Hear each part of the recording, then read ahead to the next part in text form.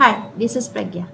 Students, जैसा कि आप प्रीवियस वीडियोस में HTML के प्रोग्राम अच्छे से सीख गए हैं। यदि आपने अभी तक HTML की वीडियोस नहीं देखी तो प्लीज़ उन्हें देखिएगा। काफ़ी सरल भाषा में और काफ़ी अच्छे से डीप में समझा के बनाई हुई है। आपको HTML अच्छे से समझ में आएगी, क्योंकि HTML आना ज़रूरी है, तभी उसी के बाद आप CSS सीख पाएंगे। क्योंकि CSS सीखने के लिए आपको पहले HTML आना ज़रूरी है, क्योंकि बेसिकली हमारा जो HTML का प्रोग्राम होता है, या कह लीजिए कि HTML के द्वारा जो बना हुआ वेब पेज होता है, उसी को हम और भी ज़्यादा आकर्षित बनाने के लिए CSS का यूज़ करते हैं। तो CSS जो है वो हमारी HTML फाइल पर ही अप्लाई होता है। तो यदि आपको HTML नहीं आएगा तो आप CSS नहीं कर पाएंगे। सो प्लीज़ आप पहले HTML के प्रैक्टिकल्स देखिए, सारे के सारे वीडियोस देखिए, प्रैक्टिस करके देखिए, और फिर उसके बाद आप CSS को पढ़िएगा। ठीक है, तो जो थर्ड चैप्टर है जो कि आपका HTML है वो बना चुकी हूँ, आप प्लेलिस्ट में इसकी वीडियो देख सकते हैं। ठीक है, अब हम पढ़ने जा रहे हैं चैप्टर 4, जिसमें हम CSS सीखेंगे, यानी अब हम देखने जा रहे हैं इंट्रोडक्शन टू CSS। तो सबसे पहले तो जान लेते हैं कि हमें चैप्टर 4 में क्या क्या चीज़ें पढ़नी है। ठीक है, चैप्टर 4 में जो हम CSS का इंट्रोडक्शन पढ़ेंगे, इसमें बेसिकली हम CSS के प्रकार पढ़ेंगे। ठीक है, यानी जो हम स्टाइल देते हैं, यहाँ पे ये वाली बात जान लीजिए, स्टाइल से याद आई कि जो आप HTML का पेज लिखते हैं, यानी HTML का जो प्रोग्राम लिखते हैं, उससे तो सिर्फ और सिर्फ एक वेब पेज बनता है, लेकिन उस वेब पेज को और भी अच्छा बनाने के लिए हम CSS का यूज़ कर रहे हैं। CSS का पूरा नाम होता है कैस्केडिंग स्टाइल शीट, जो कि अभी आने वाले PPT में आप देखोगे पूरा नाम लिखा हुआ। सिर्फ अभी आप मैं बोल रही हूँ, आप उसको सुन लीजिए, समझ लीजिए। CSS का मतलब होता है कैस्केडिंग स्टाइल शीट। तो ये जो स्टाइल शीट्स जो होती हैं, यानी कि हम जो स्टाइल अप्लाई करते हैं, तो उसमें हम CSS को दो प्रकार से यूज़ करते हैं। एक तो हम यूज़ करते हैं CSS सिलेक्टर, और दूसरा होता है CSS प्रॉपर्टी। मुझे पता है आपको एकदम से समझ में नहीं आ रहा होगा कि सिलेक्टर क्या है, प्रॉपर्टी क्या है। बेसिकली अभी मैं आपको इसका इंट्रोडक्शन दे रही हूँ। आने वाली 2-3 PPTs के बाद ही मैं आपको प्रैक्टिकल करके दिखाऊंगी, तो उसमें आपको सारी चीज़ें क्लियर हो जाएंगी। ठीक है, तभी तो आप ये जान लीजिए कि जो CSS है वो दो प्रकार से यूज़ में आ रही है HTML के अंदर। एक तो CSS सिलेक्टर के रूप में और एक CSS प्रॉपर्टीज़ के रूप में। तो चैप्टर 4 जो है उसमें हम CSS के टाइप ही पढ़ेंगे, जिसमें हम सिलेक्टर और प्रॉपर्टी के बारे में पढ़ेंगे। अब थोड़ा सा विस्तार में देख लेते हैं। तो CSS सिलेक्टर जो हम देख के आने, यहाँ पे CSS सिलेक्टर प्रॉपर्टीज पढ़ेंगे। तो यहाँ पे देखिए CSS सिलेक्टर के अंतर्गत हम 7 चीज़ें पढ़ेंगे: universal selector, ID selector, tag selector, class selector, sub selector, attribute selector and group selector. यही आपके सिलेबस में है और यही चीज़ हमको पढ़ना है। फिर नेक्स्ट जो टाइप था हमारा CSS अप्लाई करने का, वो है प्रॉपर्टीज। यानी CSS जब हम अप्लाई करते हैं तो बेसिकली इन दो चीज़ों का यूज़ करते हैं, एक तो सिलेक्टर और दूसरा प्रॉपर्टी। तो सिलेक्टर आपने देख लिया कई प्रकार के होते हैं, इसी प्रकार जो प्रॉपर्टी है वो भी कई प्रकार से यूज़ में आएगी, जैसे कि बैकग्राउंड प्रॉपर्टी होगी, ब्लॉक प्रॉपर्टी होगी, बॉक्स प्रॉपर्टीज होगी, list property, link property, border property, position property. तो ये डिफरेंट सिलेक्टर्स हैं, डिफरेंट प्रॉपर्टीज हैं, और ये सभी अलग अलग सिलेक्टर अलग अलग टाइप की प्रॉपर्टीज अपने अलग अलग प्रकार के कार्य करती है। तो क्या क्या कार्य करती है, इनको हम अपने ट्यूटोरियल्स में सीखेंगे। तो यहाँ पे सबसे पहले तो जान लीजिए CSS के बारे में, जिसमें इंट्रोडक्शन हम देखते हैं कि CSS होता क्या है। तो देखिए CSS का पूरा नाम होता है कैस्केडिंग स्टाइल शीट। इसको आप लिख लीजिएगा नोटबुक में, क्योंकि MCQ के रूप में एग्जाम होगा और MCQ के रूप में CSS का फुल फॉर्म पूछा जाता है। तो कैस्केडिंग स्टाइल शीट इसका सही उत्तर रहेगा। ठीक है, तो CSS का पूरा नाम होता है कैस्केडिंग स्टाइल शीट। CSS यह डिफाइन करती है कि HTML एलिमेंट स्क्रीन या अन्य मीडिया पर कैसे दिखेंगे। देखिए HTML प्रोग्राम तो आई होप आप सीख गए होंगे, आपको समझ में आ गया होगा कि जो हम HTML का प्रोग्राम लिखते हैं वो हमारे वेब ब्राउजर पे किस तरीके से लिखते हैं। ठीक है, तो अब उसको और भी आकर्षित बनाना है, तो आकर्षित बनाएंगे तो क्या होगा, वो अलग अलग प्लेटफॉर्म के लिए हम थोड़ा सा डिफरेंट लुक दे देंगे, ताकि हर प्लेटफॉर्म के लिए वो सूटेबल हो जाए और हर प्लेटफॉर्म पे वो अच्छा दिखे। तो इसके लिए हम किसका यूज़ करेंगे, CSS का यूज़ करेंगे। तो CSS ये बताएगी कि हमारे जितने भी एलिमेंट्स हैं, यानी ब्राउज़र के ऊपर जो भी आपको HTML के अंदर लिखा हुआ डॉक्यूमेंट दिख रहा है, या कह लीजिए वेब ब्राउज़र पे जो भी चीज़ आपको दिख रही है, वो अन्य स्क्रीन पर या अन्य मीडिया पर किस तरीके से दिखेगी, हम CSS के द्वारा तय करते हैं। दूसरी चीज़, CSS एक लैंग्वेज है। ध्यान रखिएगा, जैसे आपने HTML पढ़ी है तो HTML एक लैंग्वेज है, उसी प्रकार CSS भी एक लैंग्वेज ही है, जिससे हम किसी HTML डॉक्यूमेंट को आकर्षक रूप दे सकते हैं। ठीक है।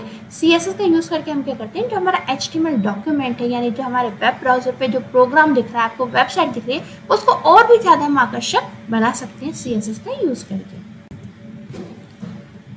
जहाँ HTML में हम किसी वेब पेज को आकार देते हैं, वही CSS को हम उस पेज को आकर्षक रूप देते हैं।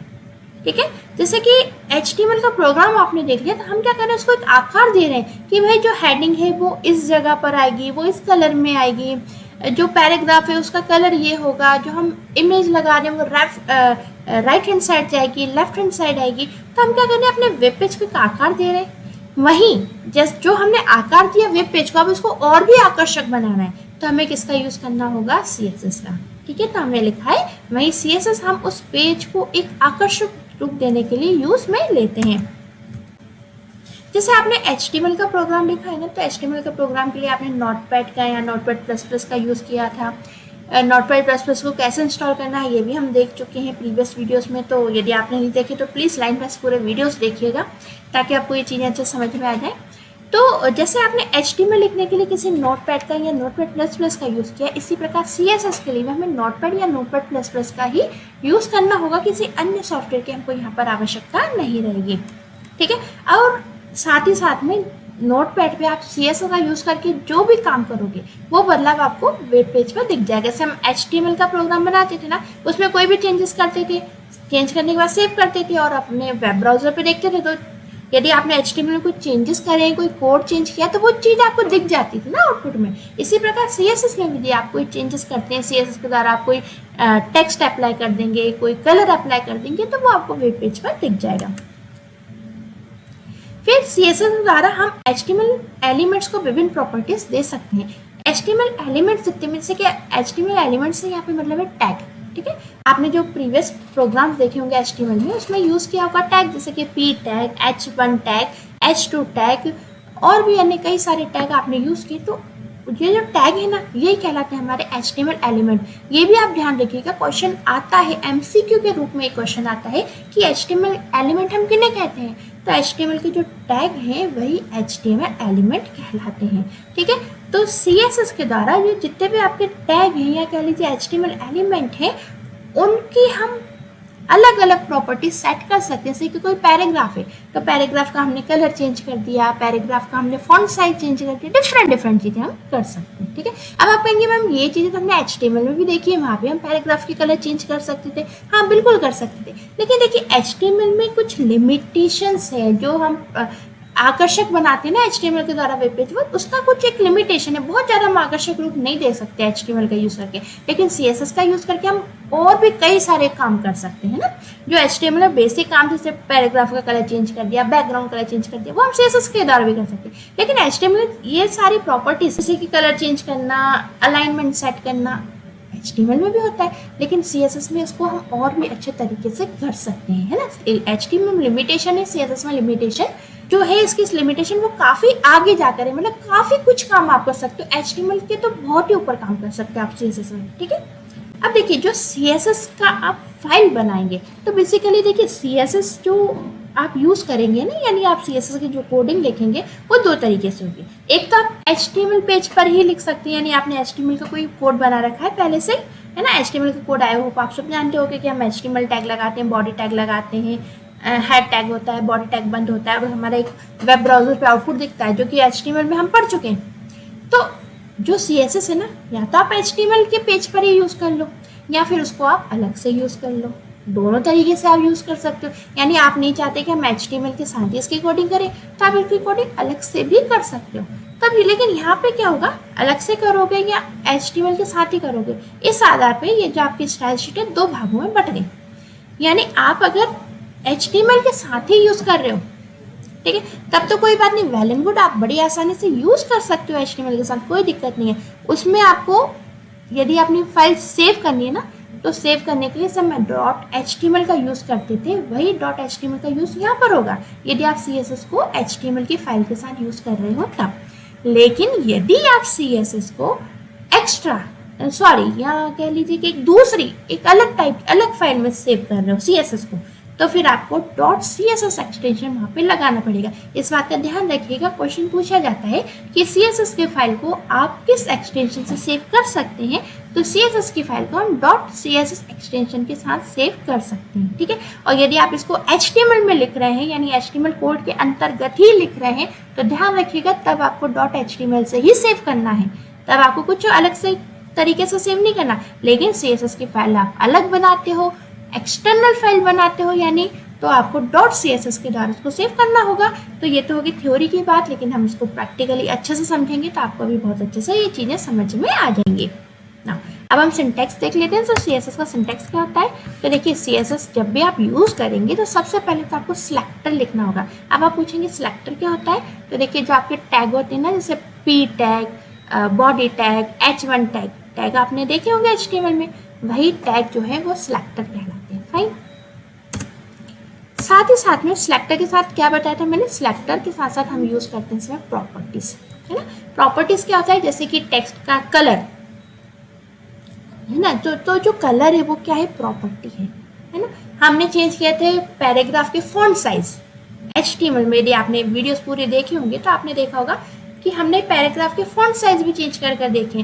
तो पैराग्राफ के जो फॉन्ट साइज है, तो फॉन्ट साइज जिसको हम चेंज कर रहे हैं वो क्या उसकी प्रॉपर्टी है ना। तो जैसे कि टेक्स्ट के कलर हो गए, फॉन्ट का साइज हो गया, फॉन्ट का आकार होगा, ये क्या कहला रही है, प्रॉपर्टी। देन कॉलन का साइन आएगा, फिर आएगी वैल्यू। वैल्यू क्या होती है भाई, किसी भी चीज की वैल्यू। जैसे कि प्रॉपर्टी हमने क्या देखा, प्रॉपर्टी क्या होगी, जैसे कि हमने कोई भी टेक्स्ट लिखा है, जैसे पैराग्राफ लिखा है, तो कलर उसकी क्या होगी, प्रॉपर्टी होगी। अब कौन सा कलर देना है, सपोज ब्लू कलर देना है, तो ब्लू कलर क्या होगी, उसकी वैल्यू हो गई, ठीक है। इस तरीके से हम लिखेंगे। जैसे कि ये जो सिंटैक्स है ना, इसमें मान लो हमें पैराग्राफ में काम करना है, तो जैसे कि सपोज आपको कोई पैराग्राफ है और उसका कलर चेंज करना है ना, तो सिलेक्टर में हम क्या लिखते हैं, टैग, यानी जो हम P टैग लिखते थे ना HTML में कुछ इस तरीके से, वही चीज हम यहाँ पे CSS में लिखेंगे। लेकिन CSS में आपको इस तरीके से एंगल ब्रैकेट्स लगाने की जरूरत नहीं है, आप नॉर्मली इस तरीके से P लिख सकते हो। उसके बाद आप लगाएंगे कर्ली ब्रेसेस। प्रॉपर्टी मैंने बताया, जैसे कि फॉर एग्जांपल कलर क्या है, एक प्रॉपर्टी है कि हमें पैराग्राफ का क्या कलर चाहिए, तो कलर क्या उसकी प्रॉपर्टी है।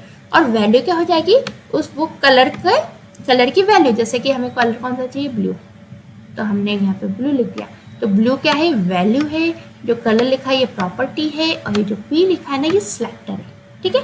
तो हम टैग जो भी लिखेंगे CSS में, इस तरीके से जो टैग लिखेंगे CSS में, उसमें हमें एंगल ब्रैकेट की आवश्यकता नहीं, डायरेक्ट लिख देंगे। साथ ही साथ में ध्यान रखना है आपको कर्ली ब्रेसेस लगाना है, प्रॉपर्टी लिखना है, और फिर उसके बाद उसकी वैल्यू को डिफाइन करना है। फाइन। हम आगे बढ़ते हैं। तो यहाँ पे हमने ये चीज़ बताई हुई है, लिखी हुई है कि जो CSS का रूल है उसमें क्या चीज़ें आती हैं, एक तो सिलेक्टर आता है और एक डिक्लेरेशन ब्लॉक आता है। तो ये तो सिलेक्टर है, और ये क्या है, डिक्लेरेशन ब्लॉक है, जिसके अंदर हमने क्या डिक्लेयर किए हुई हैं, प्रॉपर्टी और उनकी वैल्यू डिक्लेयर की हुई हैं। तो इस पॉइंट को भी ध्यान रखिएगा कि CSS में मोस्टली दो चीज़ें यूज में आ रही हैं, सिलेक्टर और प्रॉपर्टी, ठीक है। बहुत ध्यान रखिएगा और इस चीज़ को लिख लीजिएगा, एग्जाम में पूछा जाता है। साथ ही साथ में पूछा जाता है कि डिक्लेरेशन ब्लॉक्स में क्या लिखते हैं, तो डिक्लेरेशन ब्लॉक में प्रॉपर्टी और उनकी वैल्यूज लिखी जाती है। अब CSS को लिखने का तरीका देखिए, ये जो आपने सिंटैक्स लिखा है ना, इसको आप CSS का यूज करके लिखोगे, तो लिखोगे तब जब आपको CSS लिखना आएगा। तो लिखना तो हम सीखेंगे, अभी हम थ्योरी पढ़ रहे हैं, अभी हम प्रैक्टिकल देखेंगे, तो आप इसको लिखना सीख जाएंगे। No problem. यदि आपको ये चीज़ ऐसे थ्योरी में समझ में नहीं आ रही हो, सिर्फ आप इसको जान लीजिए, इंट्रोडक्शन देख लीजिए, ताकि आप जब प्रैक्टिकल करें तो ये ऐसा ना लगे कि ये अनजाने हैं, हम जानते ही नहीं क्या है, ठीक है। तो अभी तो आप थ्योरी देख लीजिए, प्रैक्टिकल करेंगे तो सारी चीज़ें क्लियर हो जाएंगी, ठीक है। तो अब ये जो सिंटैक्स है इसको आप CSS में लिखेंगे। तो CSS को लिखने के बेसिकली देखिए 3 तरीके होते हैं, एक इनलाइन, एक इंटरनल और एक एक्सटर्नल। ये तीनों तरीके हम प्रैक्टिकल तौर पर देखेंगे, ठीक है। अब तरीके तो 3 हैं CSS लिखने के, तो आप कहेंगे हम कौन सा तरीका कब यूज कर सकते हैं, तो देखिए कभी भी आप कोई सा भी तरीका यूज कर सकते हैं, यानी इन तीनों में से कोई सा भी एक तरीका यूज करके आप CSS की फाइल तैयार कर सकते हैं, या कह लीजिए कि अपने HTML को एक अच्छा आकर्षक लुक दे सकते हैं CSS को इन तीनों तरीके से लिखने पर। यानी कोई सा भी तरीका जो भी आपको पसंद आ रहा है उस तरीके को आप फॉलो कर लीजिए, आपके ऊपर कोई पाबंदी नहीं है कि आप इनलाइन का यूज करिए कि इंटरनल या एक्सटर्नल, ठीक है। ये आप अपनी सुविधा के अनुसार जैसा आपको कंफर्ट लगता है उस अकॉर्डिंग हम इन तीनों में से किसी भी तरीके के CSS का यूज़ करते हैं, ठीक है। लेकिन हम तो यहाँ पे सीखना है तो हम यहाँ पे तीनों तरीके से लिखना सीखेंगे कि CSS को हम किस तरीके से, यानी इन तीनों तरीके से किस तरीके से लिख सकते हैं, ठीक है। तो चलिए अब चलते हैं हम अपने प्रैक्टिकल की तरफ और प्रैक्टिकल सीख लेते हैं कि CSS में हम प्रैक्टिकल किस तरीके से कर सकते हैं और CSS की फाइल को किस तरीके से तैयार कर सकते हैं। तो वहाँ पे आपको CSS की जब हम फाइल बनाने जा रहे हैं तो कुछ बातों का ध्यान रखिएगा। एक तो देखिए हम 3 तरीके से लिख सकते हैं, इनलाइन, इंटरनल और एक्सटर्नल। तो सबसे पहले हम इनलाइन लिखना सीखेंगे, फिर हम इंटरनल लिखना सीखेंगे और फिर हम एक्सटर्नल लिखना सीखेंगे। तो इस बात का आप ध्यान रखिएगा। और जब हम प्रैक्टिकल करने जाएँ तो दूसरा ध्यान रखिएगा सिंटैक्स का, ठीक है। ये थोड़ा सा आप याद कर लीजिए ताकि हम प्रैक्टिकल करेंगे तो आपको ये चीज़ याद आ जाए और आपके दिमाग में एकदम बैठ जाए, तो फिर आप इस तरीके से सिंटैक्स को लिखने में कोई भी गलती ना करें। इसलिए इस बात को आप थोड़ा सा याद कर लीजिए।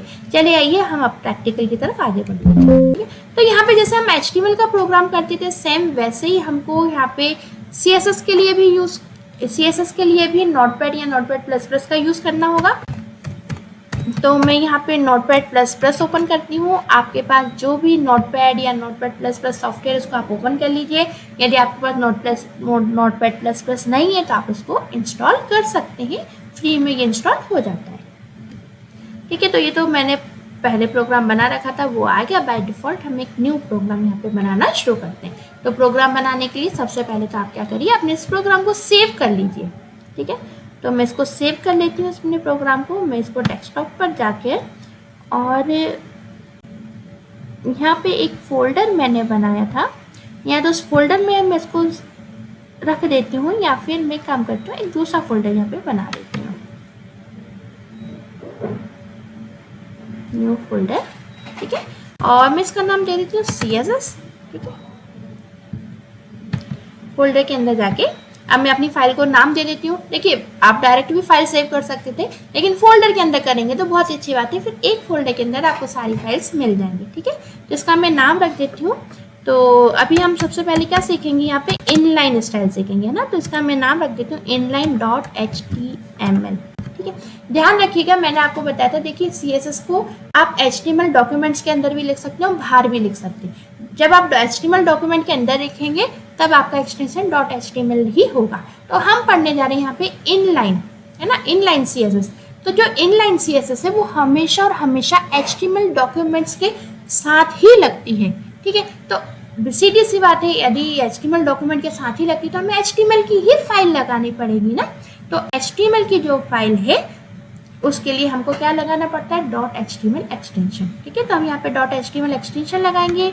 इस सेव एज टाइप पर गए और हमने यहाँ पर इसको सेव कर दिया ऑल टाइप्स में, और फिर हमने यहाँ पे इसको सेव कर दिया, ठीक है ना। अब हम प्रोग्राम लिखते हैं। तो सबसे पहले हमको क्या लिखना होगा, HTML डॉक्यूमेंट, क्योंकि आप सभी जान गए कि हम इनलाइन CSS पढ़ रहे हैं और इनलाइन CSS के लिए हमको HTML डॉक्यूमेंट की आवश्यकता रहेगी, ठीक है। यानी हमको यहाँ पे एक HTML फाइल तैयार करनी होगी। तो HTML फाइल यदि आप भूल रहे हो तो मैं दोबारा से थोड़ा थोड़ा एक्सप्लेन कर देती हूँ। अदरवाइज आई होप यदि आपने वीडियोस देखी है तो आपको HTML बहुत अच्छे से आता होगा, ठीक है। तो HTML लिखने के लिए सबसे पहले तो आपको HTML टैग लिखना पड़ता है, ठीक है। देखिए टैग हम किसे कह रहे हैं, जो भी चीज़ इस तरीके से एंगल ब्रैकेट्स के अंदर यानी लेस देन और ग्रेटर देन साइन जैसे ब्रैकेट्स के अंदर आ रही है ना, वो सारी चीज़ें टैग कहलाती हैं, ठीक है।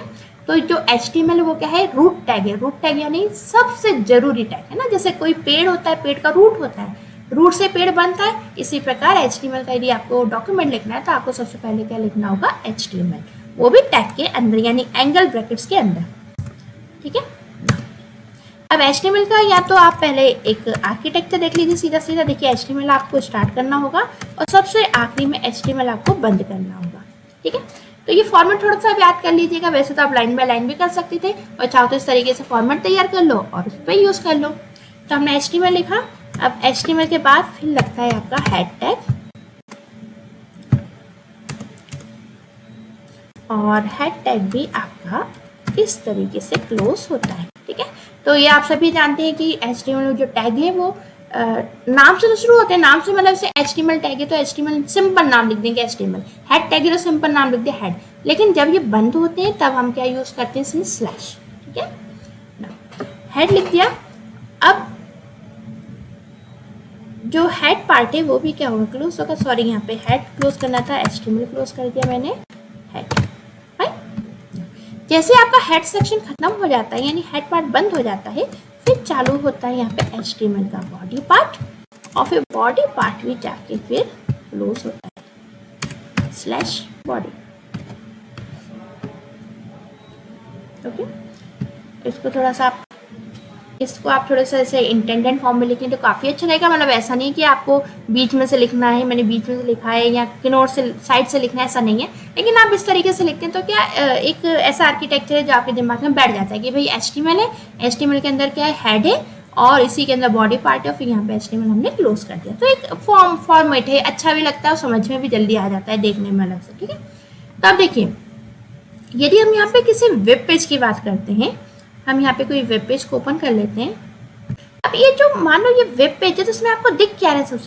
सबसे पहले देखो, आपको यहाँ पे गूगल लिखा हुआ दिख रहा है, और फिर आपको यहाँ पे इस तरीके से एड्रेस लिखा हुआ दिख रहा है ना, और फिर आपको यहाँ पे ये गूगल का पूरा पेज दिख रहा है। तो देखिए, बेसिकली आपका जो वेब पेज है, इसके दो पार्ट्स होते हैं, एक तो हेड पार्ट और एक बॉडी पार्ट। ठीक है, ये जो पार्ट आपको ऊपर दिख रहा है ना, ये पार्ट कौन सा है? हेड पार्ट है। और ये जो पूरा आपको यहाँ से यहाँ तक ये पूरा पार्ट दिख रहा है ना, ये पूरा होता है बॉडी पार्ट। ठीक है, कोई अन्य वेबसाइट भी हम देख लेते हैं यहाँ से ओपन करके, जैसे कि मैंने सपोज नाइलेट की ही वेबसाइट यहाँ पे ओपन कर दी। तो देखिए, अब देखिए यहाँ पे जब आप नाइलेट की वेबसाइट देख रहे हैं तो यहाँ पे भी ध्यान दीजिए। एक तो आपको ये कि यहाँ पे टैब दिख रहा है गवर्नमेंट ऑफ इंडिया। इससे क्या हो रहा है? यदि टैब पे ऐसे लिखा हुआ, जिससे आपको कुछ फायदा मिल रहा है क्या? बिल्कुल मिल रहा है। जैसे कि मान लीजिए आपने कोई अन्य वेबसाइट ओपन की, सपोज आपने इंडिया की वेबसाइट ओपन की। ठीक है, इस तरीके से सपोज आपने इंडिया का विकिपीडिया ओपन कर लिया। ठीक है, तो अब क्या हो रहा है? जैसे आप तीसरे टैब पर चले गए, अब मान लो ऐसे आपके कई सारे टैब खुल गए, अब आपको नाइलेट का ही वेबसाइट जो है दोबारा से ओपन करनी है। तो ये टैब देख के आपको समझ में आ रहा है कि भाई हमें नाइलेट की साइट ओपन करनी है, तो आपने इसी टैब पे आके क्लिक कर दिया। आपको इंडिया का विकिपीडिया देखना है, आपने यहीं पे क्लिक कर दिया। तो टैब से क्या हो रहा है? आपको एक सूचना मिल रही है, इन्फॉर्मेशन मिल रही है, आपको पता चल रहा है कि हमारी कौन सी वेबसाइट इस जगह पर ओपन है। क्योंकि जब आप 10-20 वेबसाइट एक साथ खोल लोगे अलग अलग टैब में, तो फिर आपको याद रखना काफी मुश्किल हो जाता है। ठीक है, क्लियर? यहाँ पे समझ में आया? तो देखिए, यहाँ पे आपकी वेबसाइट के बेसिकली देखिए, एक तो हेड पार्ट है, और एक ये जो आपका पूरा लिखा हुआ है ना, जो वेबसाइट लिखी हुई है इसमें, ये पूरा के पूरा आपका है बॉडी पार्ट। ये पूरा के पूरा है HTML का बॉडी पार्ट। ठीक है, तो HTML का जो वेब पेज है दो भागों में बटा होता है, एक हेड और एक बॉडी। ठीक है, तो हेड पार्ट में सीधी सी बात है, हेड पार्ट में हम क्या लिखते हैं? टाइटल लिखते हैं, जो कि हमारे टैब पर शो होता है। तो यहाँ पर हम देख लेते हैं इसको लिखकर। ये हमने HTML ओपन किया, हम सबसे पहले हेड में टाइटल लिखकर देख लेते हैं कि टाइटल हमारा वेब पेज पर शो होगा या नहीं होगा। तो टाइटल लिखने के लिए भी आपको यहाँ पे टाइटल टैग लिखना होगा। ठीक है, अब आप यहाँ पे टाइटल लिख दीजिए। सपोज आप प्रोग्राम बनाने जा रहे हैं, कोई वेबसाइट बनाने जा रहे हैं, तो आपने यहाँ पे लिख दिया माय फर्स्ट पेज। ठीक है, और उसके बाद आपको सेम टाइटल को भी क्लोज करना होगा हैश लगा के। ये तो आप फॉर्मेटिंग याद कर ही लीजिए, ये फॉर्मेटिंग तो आपको लगेगी कि हमने टाइटल टैग लगाया है। ठीक है, और टाइटल टैग को बंद किया, लेकिन उसके बीच में ये आपकी मर्जी, आप यहाँ पे कुछ भी लिख सकते हैं, जो भी आप चाहते हैं ना कि आपकी वेबसाइट के टैब पर लिखे, वो चीज़ आप यहाँ पर लिख सकते हैं। तो इसे Ctrl+S की सहायता से मैंने इसको सेव किया है। देखिए, .html की सहायता से पहले सेव कर दिया। जब हम फर्स्ट टाइम सेव करते हैं तब हमें .html लगाना होता है, उसके बाद तो नॉर्मल Ctrl+S से ही हमारा काम हो जाता है। ठीक है, तो अब हम यहाँ पे इस प्रोग्राम को रन करते हैं। तो सिंपली मैं यहाँ पे रन पे जाके भी लॉन्च इन क्रोम कर सकती हूँ, या तो मैं ये काम कर सकती हूँ। अदरवाइज दूसरा काम मैं क्या कर सकती हूँ, मैंने इसको कहाँ पर सेव किया है? मैंने इसको डेस्कटॉप में CSS के नाम पर सेव किया है। तो यहाँ पे गई तो देखिए, यहाँ भी मुझे इनलाइन का ऑप्शन दिख रहा है। मैंने inline.html से सेव किया था ना प्रोग्राम, तो देखिए इनलाइन का ये प्रोग्राम दिख रहा है। और HTML से सेव हुआ, इसके पहचाने की देखिए ब्राउजर। जब भी .html से आप सेव करते हैं तो इस तरीके से कोई सा भी ब्राउजर जो भी आपके सिस्टम में है उसका साइन बन जाता है। तो बाय डिफॉल्ट मेरे पास ये माइक्रोसॉफ्ट एज का ब्राउजर है, तो बाय माइक्रोसॉफ्ट एज में ये चीज़ बन चुकी है। तो इसको मैं यहाँ से भी डबल क्लिक कर सकती हूँ। तो देखिए, ठीक है, तो दोनों तरीके से यूज़ कर सकते हैं। डायरेक्ट नोटपैड से भी हम रन करा सकते हैं और यहाँ से भी रन करा सकते हैं। तो यहाँ पे बस ध्यान देने वाली बात जो है वो देखिए, तो यहाँ पे ध्यान दीजिए कि जो मैंने टाइटल लिखा था वो देखिए मेरे टैब पर दिख रहा है। इसी प्रकार यदि मैं टैब में कुछ और टाइटल चेंज करती हूँ, जैसे कि सपोज मैंने यहाँ पे नाइलेट ही लिख दिया, कंट्रोल एस की सहायता से सेव किया है मैंने अपना प्रोग्राम। आपको भी हर बार कंट्रोल एस जरूर प्रेस करना है अपने कीबोर्ड से, है ना। और उसके बाद कोई भी चेंजेस करते हैं तो हम यहाँ पे आके रिफ्रेश करते हैं, तो देखिए टैब में क्या लिखा हुआ आ गया, नाइलेट। यानी आप टैब में जो भी चीज लिखना चाहते हैं वो आप कहाँ लिखेंगे, टाइटल टैग के अंदर। Fine, okay. और यहाँ पे एड्रेस की बात देखें तो यहाँ पे देखिए आपका जो फाइल जिस भी लोकेशन पे सेव है उसका एड्रेस आ रहा है, ठीक है, लोकल एड्रेस है ये। और फाइल्स पे जाओगे तो उनके सर्वर का एड्रेस है जिस भी सर्वर पे फाइल रखी हुई है। लेकिन यहाँ पे आप तो अपने कंप्यूटर पे सेव कर रहे हो ना अपना प्रोग्राम, तो आपका कंप्यूटर पे प्रोग्राम किस जगह सेव है वो चीज़ देखिए यहाँ पे एड्रेस बार में दिख रही है। तो HTML का जब हम प्रोग्राम बनाते हैं तो इसमें एक तो हम हेड लगाते हैं, यानी हेड के अंदर हम टाइटल लिखते हैं, जो टाइटल है वो हमें टैब के अंदर शो होता है। फिर ये जो एड्रेस है ये तो ऑटोमेटिक वेब ब्राउजर देता ही देता है ना, ये इसको आपको हेड या बॉडी कहीं पर भी डिफाइन नहीं करना पड़ता, ऑटोमेटिक देता है सिस्टम आपको। और बाकी का ये जो एरिया ना जो आपको ब्लैंक दिख रहा है ये क्या है, बॉडी पार्ट है, ठीक है। तो यहाँ पे जैसे बॉडी पार्ट है तो इसको भी मैं यहाँ पे कुछ कर देती हूँ, जैसे कि बॉडी पार्ट है तो इसको मैं कोई कलर दे देती हूँ, बीजी कलर। कलर देने के लिए क्या करते हैं, बीजी कलर इक्वल्स टू, और बीजी कलर देती हूँ मैं यहाँ पर रेड, ठीक है। जब भी कोई भी चेंजेस करेंगे क्या करेंगे, हम इसको सेव करेंगे, तो कंट्रोल एस की सहायता से मैंने सेव किया है अपना प्रोग्राम। और यहाँ पे आके मुझे अपने प्रोग्राम को रिफ्रेश करना होगा। देखिए बॉडी का कलर रेड आ चुका है, ठीक है। सिमिलरली अभी तो सिर्फ और सिर्फ हम HTML ही देख रहे हैं यहाँ पे, है ना। अभी हम इसके आगे CSS भी देखेंगे, लेकिन CSS के लिए थोड़ा सा HTML का रिवीजन रिवाइज करवा देती हूँ, आपको प्रोग्राम बनाने दिखा देती हूँ, ताकि आपको CSS में कोई भी प्रॉब्लम नहीं आए। यदि आप भूल गए, रिविजन नहीं किया है तो आपको कैच कर जाओ इस चीज़ को, है ना। तो हमने हेडिंग लिखी, और हेडिंग जैसे लिखनी है मेरे को इंट्रोडक्शन, तो ये देखिए मैंने हेडिंग लिखी। जब भी कोई भी हेडिंग लिखनी होती है तो मुझे इस तरीके से H नाम का टैग लगाना होता है, और उसके बाद नंबर लिखना होता है। ये जो नंबर है ये 1 से लेकर 6 तक आपके चलते हैं। तो आप यहाँ पर जो H1 लिखा हुआ है ना, इसको आप 6 प्रकार से लिख सकते हैं। जैसे H1 लिखा है तो H1 की जगह आप H2 भी कर सकते हैं, लेकिन सिमिलरली आप यहाँ पे H2 करेंगे तो यहाँ पे भी आपको H2 करना होगा। इस तरीके से आप H2, H3, H4, H5 और H6 तक आप इस तरीके से नंबर दे सकते हो। अंतर क्या आएगा, तो अंतर ये आएगा, यदि आप H1 के द्वारा लिखते हो तो आपको हेडिंग जो है वो काफ़ी बड़ी दिखेगी, मतलब जो सबसे बड़ी हेडिंग का साइज सपोर्ट करता है HTML, वो हेडिंग आपको यहाँ पर दिखेगी, ठीक है। उसके बाद जैसे जैसे आप नंबर बढ़ाते जाओगे आपके हेडिंग का साइज कम होता जाएगा। तो इस बात का आप ध्यान रखिएगा, हेडिंग के साइज के जो नंबर इंक्रीज होंगे, यानी कि जो आपका H1, H2, H3 इस तरीके से जैसे जैसे इंक्रीज होगा वैसे वैसे हेडिंग का साइज कम होता चला जाएगा। इसको हम यहाँ पर देख लेते हैं। जैसे ये ब्राउजर है मेरा, इसको मैंने रिफ्रेश किया तो देखिए हेडिंग दिख रही है, H1 में थोड़ी सी हेडिंग बड़ी दिख रही है ना। यहाँ पे देखिए मैं साइज चेंज कर देती हूँ, जैसे कि H2 कर देती हूँ या फिर H3 कर देती हूँ, कोई दिक्कत नहीं है। H3 सपोज मैंने कर दिया तो यहाँ पे मुझे क्या है, H3 को ही क्लोज करना होगा और सेव कर दिया। आप H2 भी करके देख सकते थे। और देखिए मैं रिफ्रेश कर रही हूँ तो बहुत ध्यान से देखिएगा साइज चेंज हो रहा है, देखिए चेंज हो रहा है ना। तो जैसे जैसे H के साथ की वैल्यू का मान बढ़ता जाएगा, साइज जो है उसका साइज, मतलब जो साइज है हेडिंग की वो कम होती चली जाएगी। फाइन, तो यहाँ पे तो हम 1 ही दे देते हैं।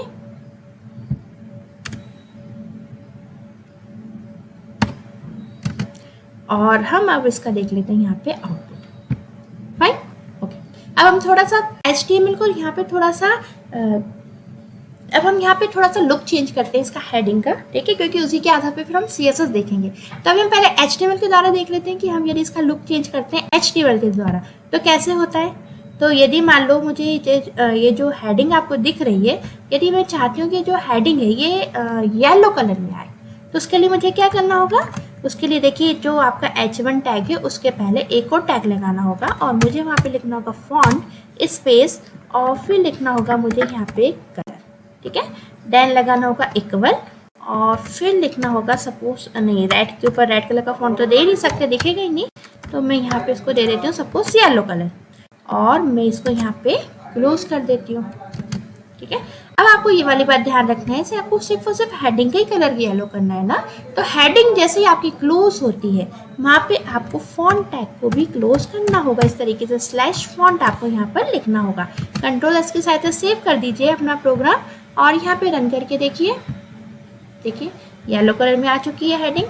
अब यहाँ पे एक बात और थोड़ा सा ध्यान दे लीजिए, यदि आप यहाँ पे फॉन्ट के टैग को बंद नहीं करते हैं तो क्या होगा। देखिए यदि आप फॉन्ट के टैग को बंद नहीं करते हैं तो सपोज मान लीजिए कि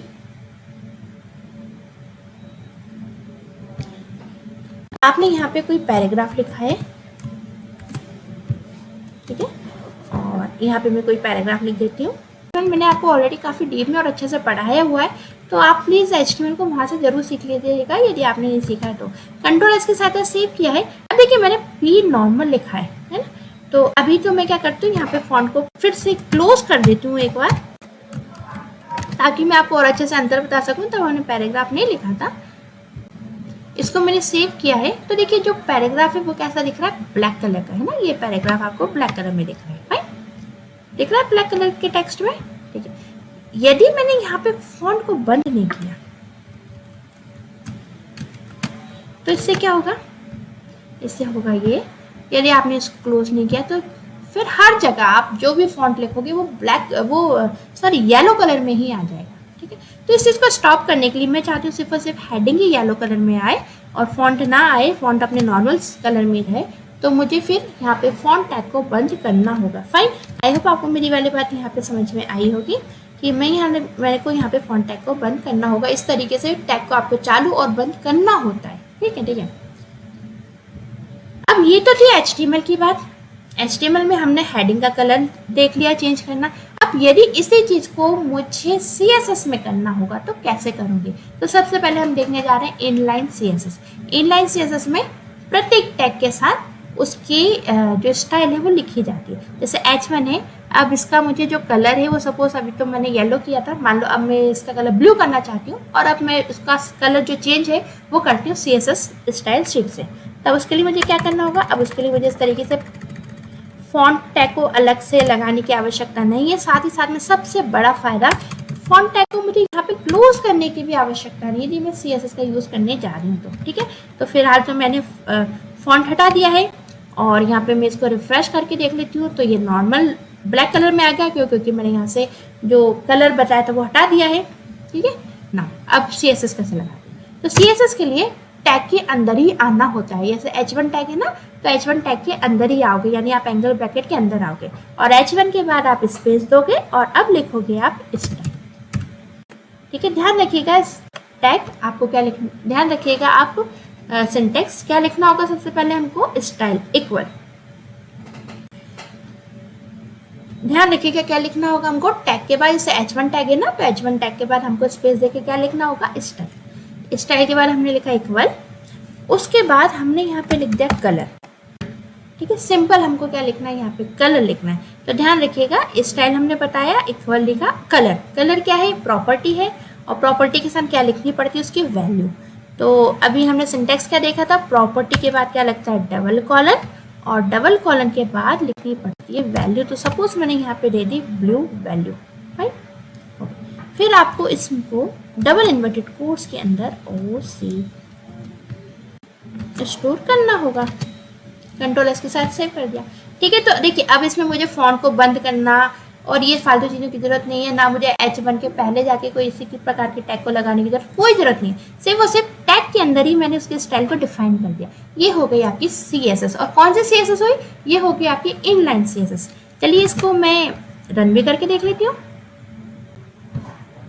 ये देखिए ब्लू हो चुका है कलर, ठीक है। तो आई होप आपको यहाँ पे इनलाइन CSS समझ में आ गई होगी, ठीक है। अब नेक्स्ट जो हमारा टाइप था CSS को लिखने का, वो पहला तो था इनलाइन, दूसरा आ जाता है कौन सा, इंटरनल, ठीक है। तो इंटरनल को भी हम यहाँ पे देख लेते हैं। इंटरनल भी बड़ा सरल है। जैसे इसके लिए भी आपको क्या करना होगा, जैसे आपने यहाँ पे लिखा ना style equals to colour blue, ये लिखा है ना, इसी के आधार पे हमें इंटरनल CSS लिखना होगा। कुछ इस आधार पे नहीं, मतलब मान लीजिए कुछ इसी तरीके से हमारा इंटरनल CSS भी बनेगा। कैसे बनेगा आइए देख लेते हैं। तो सबसे पहले तो मैं यहाँ से स्टाइल को हटा देती हूँ, इनलाइन को, क्योंकि आई होप आप इनलाइन यहाँ पे सीख गए होंगे। तो इसको मैं कंट्रोल एस की सहायता से सेव करती हूँ और पहले तो मैं इसका आउटपुट देख लेती हूँ। तो नॉर्मल आ चुका है इसका आउटपुट, ठीक है ना। अब हम देख लेते हैं इंटरनल सीएसएस। इंटरनल सीएसएस के लिए क्या करना होता है, ठीक है, हेड टैग के अंदर जाना होता है। यानी ये जो आपका हेड पार्ट है ना, यहाँ पे आपने टाइटल लिखा है, तो टाइटल बंद किया, उसके बाद स्पेस दीजिए, है ना। आपको हेड, ध्यान रखिएगा, हेड पार्ट के अंदर ही आना है आपको इंटरनल सीएसएस के लिए। तो इंटरनल सीएसएस के लिए आपको यहाँ पर आना होगा हेड टैग के अंदर। अब आपको यहाँ पर लिखना होगा स्टाइल।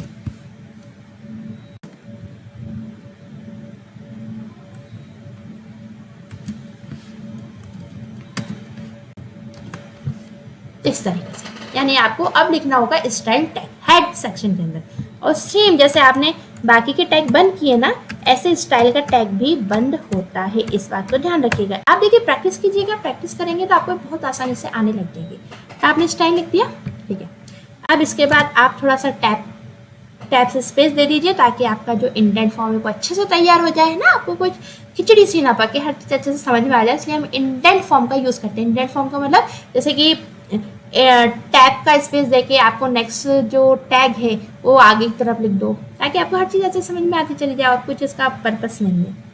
तो अब यहाँ पे हमको देखो, इंटरनल सीएसएस में अब आपको सेम वही सिंटेक्स अप्लाई करना है। मैंने आपको एक सिंटेक्स बताया था, पहले तो आप सिलेक्टर लिखिए, फिर आप कर्ली ब्रेसेस लगाइए, यानी ब्लॉक्स बनाइए कर्ली ब्रेसेस के द्वारा, उसके अंदर प्रॉपर्टी, कॉलन और वैल्यू लिखिए। तो सबसे पहले तो सिलेक्टर लिखिए। सिलेक्टर का मतलब मैंने बताया था कि आप टैग लिखिए। तो कौन सा टैग को हमें चेंज करना है, हमें यहाँ पे H1 टैग को चेंज करना है, तो H1 लिख दिया।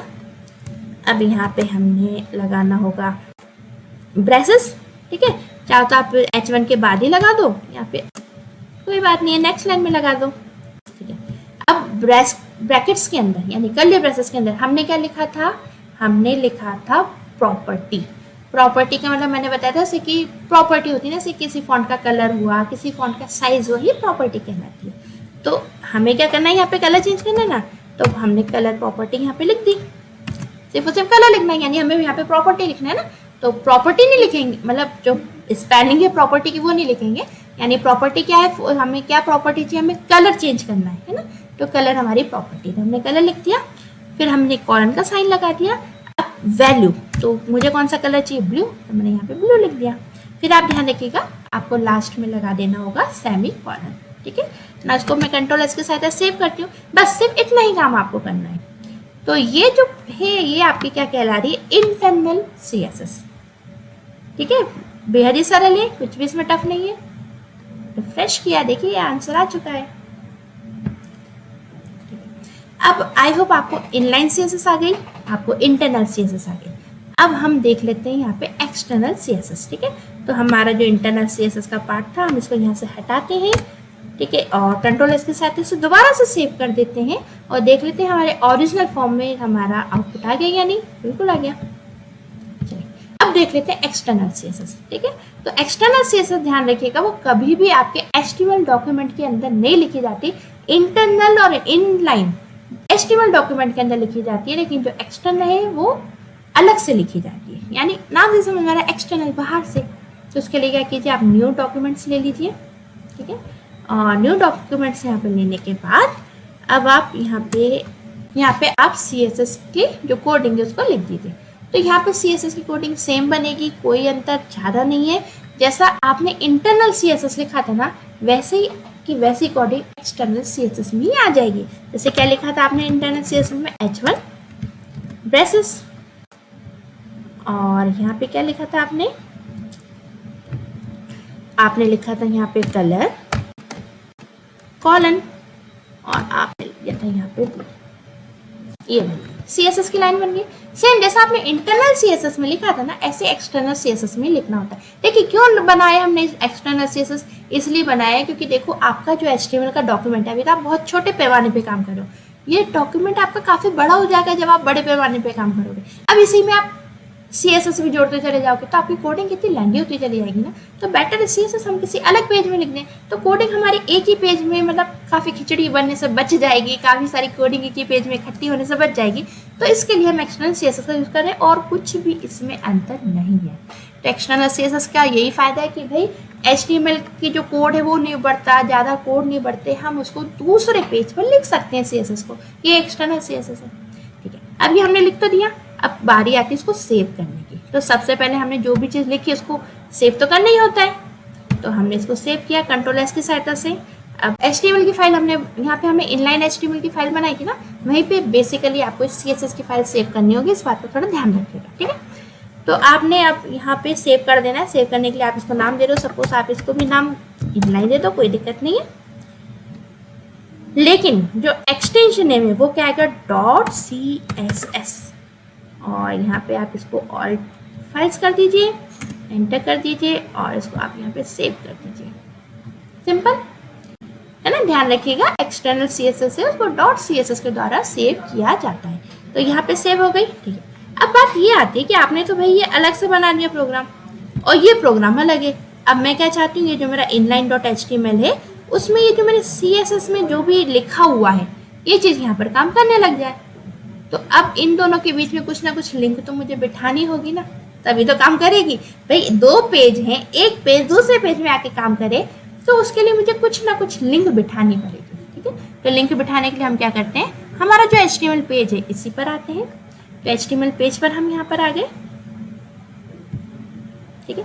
HTML पेज में आने के बाद हेड सेक्शन के अंदर ही यहाँ पर आपको एक लाइन लिखनी होगी। अब यहाँ पे जो लाइन हम लिखने जा रहे हैं इसको थोड़ा सा याद कर लीजिएगा। सबसे पहले बनाना होगा एंगल ब्रैकेट और फिर लिखना होगा आपको लिंक, ठीक है। ध्यान रखिएगा सबसे पहले क्या लिखना होगा, लिंक, क्योंकि हम क्या बनाने जा रहे हैं, इन दो पेजों की लिंक ही तो बनाने जा रहे हैं। तो लिंक लिखा, लिंक लिखने के बाद फिर हमें लिखना होगा यहाँ पे REL, यानी हम लिंक जो दे रहे हैं वो किस चीज़ से रिलेटिव है हमारी लिंक। तो REL बता रहा है कि किस चीज़ से रिलेटिव है, तो हम जो लिंक देंगे वो किस चीज़ से रिलेटिव है। तो याद रखिएगा CSS फाइल से रिलेटिव है, यानी ये स्टाइल शीट है ना, यानी स्टाइल शीट से ही रिलेटिव है। तो ध्यान रखिएगा सबसे पहले आपको लिंक, फिर आपको लिखना होता है REL। Okay fine. तो यहाँ पे हमको बताना है कि हम किसके रिगार्डिंग यानी क्या रिलेशन एस्टेब्लिश कर रहे हैं। तो हमें यहाँ पे उसके लिए क्या लिखना होगा, सबसे पहले ध्यान रखिए लिंक, क्योंकि हम क्या कर रहे हैं दो पेजों के बीच में लिंक बना रहे हैं, तो इसलिए लिंक लिखना होगा। स्पेस देखिए आपको REL लिखना होगा, यानी किससे रिलेटेड आप लिंक बना रहे हो। तो हमें जो है हमारे पेज को किससे रिलेट करना है, बेसिकली इस पेज से। तो ये जो पेज है ना ये हमारा स्टाइल शीट कहलाता है, ध्यान रखिएगा। अभी हम यहाँ पे नाम नहीं लिखेंगे पेज का, क्या लिखेंगे, सिर्फ और सिर्फ स्टाइल शीट। आप कोई सा भी पेज बनाइए CSS का अलग से, उसमें आपको लिंक के बाद REL equal double inverted quotes के बाद यहाँ पे आपको लिखना होगा स्टाइल शीट, और डबल इन्वर्टेड कोट्स में आपको इस तरीके से इसको बंद करना होगा, ठीक है ना। उसके बाद आपको लिखना होगा, आपको स्पेस देके लिखना होगा टाइप। याद रखिएगा कि आपको लिखना ही लिखना है, ठीक है। टाइप के बाद इक्वल लगाइएगा, डबल इन्वर्टेड कोट्स, और फिर आपको लिखना होगा यहाँ पे टेक्स्ट, डिवाइड का साइन, और फिर लिखना होगा आपको CSS और डबल इन्वर्टेड कोट्स को बंद करना होगा। ये बिल्कुल ध्यान रखिएगा, डबल इन्वर्टेड कोट्स का, स्पेलिंग का स्पेशली बिल्कुल ध्यान रखिएगा, ठीक है। फिर आपको लास्ट में लिखना होगा HREF, ठीक है। देन इक्वल का साइन लगेगा, डबल इन्वर्टेड कोट्स। अब आपको आपकी CSS फाइल का नाम लिखना होगा। तो हमारी CSS फाइल का नाम क्या है, ये देखिए inline.css, यही नाम हमने दिया है ना। तो हमें यहाँ पे लिखना होगा inline.css। पर आप इस बात का विशेष ध्यान रखिएगा कि ये जो पेज है CSS का आपने जो सेव किया ना, ये उसी लोकेशन पे होना चाहिए जिस लोकेशन पे आपकी ये वाली फाइल है। फॉर एग्जांपल मैंने इन दोनों फाइलों को कहाँ पे सेव किया हुआ है, इस तरीके से देखिए CSS के फोल्डर के अंदर। तो दोनों एक ही लोकेशन पर है ना, तो इस तरीके से दोनों फाइलें आपकी एक ही लोकेशन पर होनी चाहिए, ठीक है। अब ये लिखने के बाद आपको जो एंगल ब्रैकेट इसको बंद कर देना है, Ctrl+S की सहायता से सेव करना है। और अब हम आउटपुट यहाँ पर देख लेते हैं। तो हम यहाँ पे डबल इन्वर्टेड कोट्स से क्लिक करते हैं, तो देखिए ब्लू कलर आ चुका है ना। इसके पहले मैंने आपको बताया था तो ब्लैक कलर में था।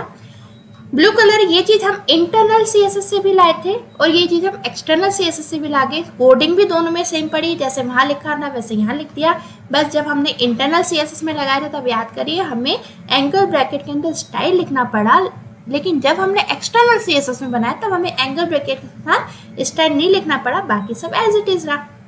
तो दोनों तरीके अपना सकते हो, इंटरनल भी एक्सटर्नल भी, दोनों ही तरीके अच्छे हैं। यदि आपकी HTML की कोडिंग ज़्यादा बड़ी हो रही हो तो आप एक्सटर्नल का यूज़ कर लो, और नहीं हो रही है, छोटी सी कोडिंग है, तो आप इंटरनल CSS का ही यूज़ कर लो, ठीक है।